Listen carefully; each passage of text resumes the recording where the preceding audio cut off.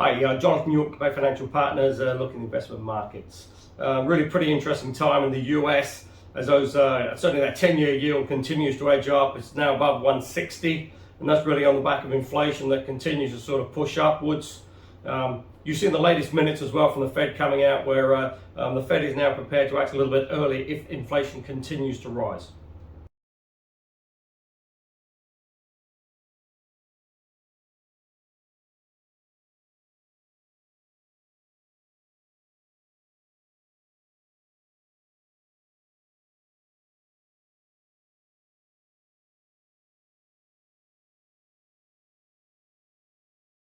That'll be quite interesting because President Biden has reconfirmed that Jay Powell will be the nomination for the Fed chair going forward.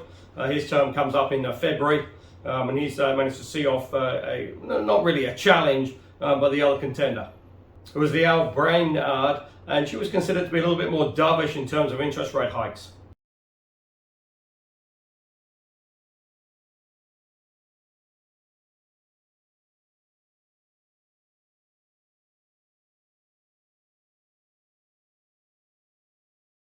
But what is interesting as well is that oil started to back off now. That's well below sort of $80 a barrel. Also as well, coming out from one of the biggest ports, Los Angeles, they're starting to see a reduction now in that supply chain issue in terms of sort of containers, etc. So it'll just be very interesting to see what happens over the next sort of 2 to 3 months.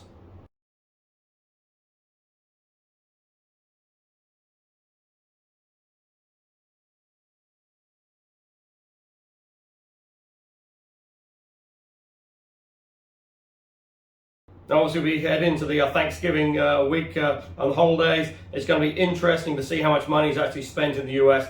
Potentially, there is around $2 trillion of excess savings that are sort of stacked up over the last sort of 18 months due to sort of lockdowns and COVID.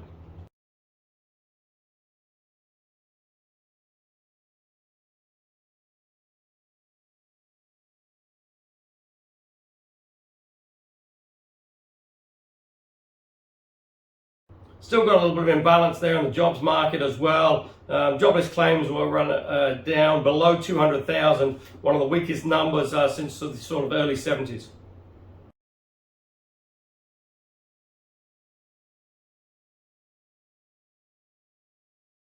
But you've still got the issue in the US where you've got around sort of 10 million job vacancies and only around sort of 8.5, 9 million people actually actively looking for employment.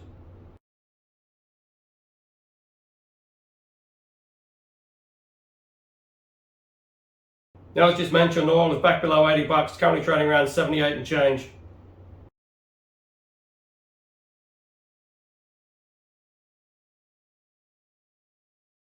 Now, if you consider that was above $85 just around a couple of weeks ago, that's nearly a 10% fall.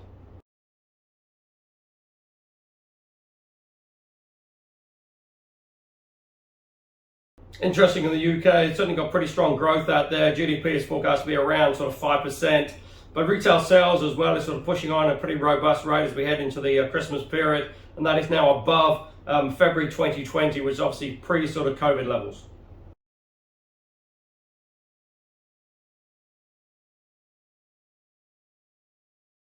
Now, in terms of COVID, and certainly the UK's vaccination program, although they are getting increased number of cases, that's started to plateau out now. The hospitalisations aren't quite as severe.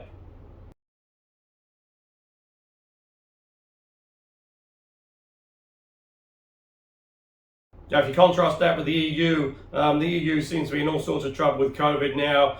You saw Austria coming down with a nationwide lockdown and a mandatory vaccination. Also, Germany and the new government as well, potentially talking about mandatory vaccinations.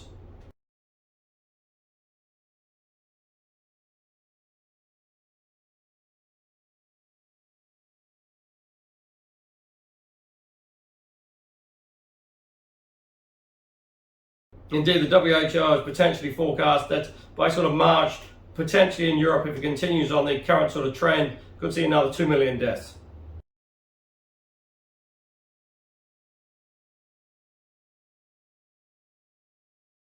All the time as well, you've still got those inflation issues. Certainly German PPI is one of the highest readings for quite a long time. That printed at 3.8 for October.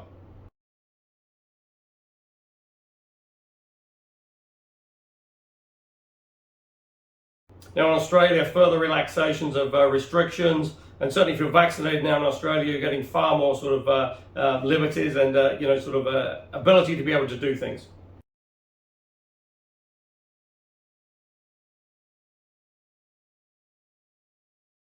Which again is helping push that sort of vaccination levels up, and really, heading into the Christmas period, you're starting to see a reasonably robust economy.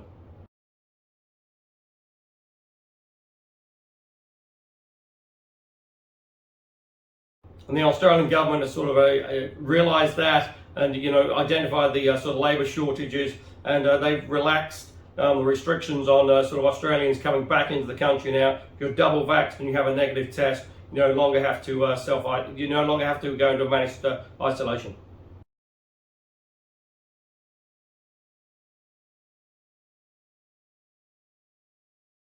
Now here in New Zealand, we saw the Reserve Bank increase interest rates again yesterday, up to 0.75 now for the OCR.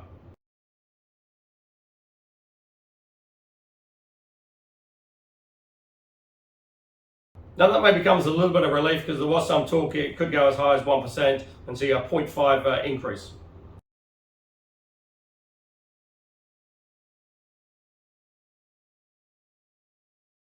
What is interesting as well is that the OCR peak now was sort of edged up as well from around 2.1 to around 2.6.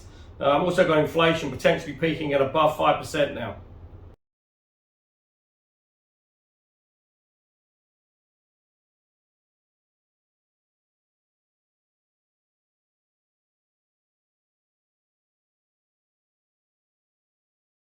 So certainly in OCR, we're up around sort of 2.5, 2.6. We'll certainly put a little bit of pressure, I would feel, on the housing market.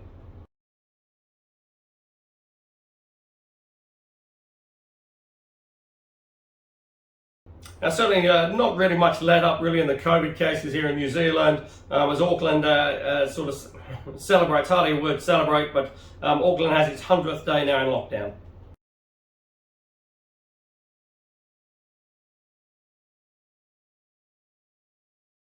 But the government has now come out and said that from December the 3rd, we're going to the sort of traffic light system, and it's just going to be interesting to see which areas are put into red, amber or green.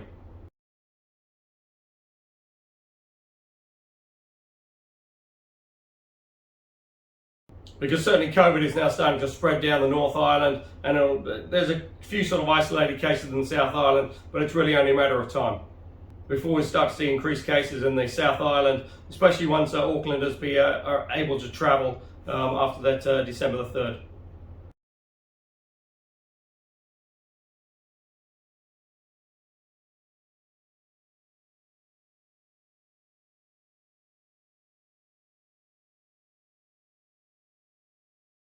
Because as always, it's going to be policing, with the COVID passport, etc. But it's just going to be very interesting to see how that's actually policed in sort of shopping malls. Aircraft is not too bad, because Air New Zealand's come out and said mandatory, you've got to be double vaxxed and you have to have that COVID passport before you can get on the plane.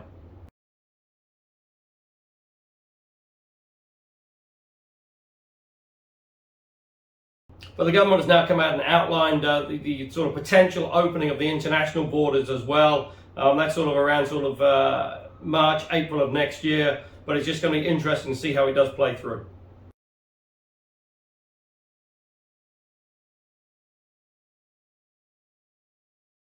Because at present, for some, you're still going to have to isolate for 7 days. Now, obviously, if you're on sort of vacation, etc., if you've got to isolate for 7 days, that probably deters a few people from traveling. But certainly getting some international visitors here will be a boost for the economy.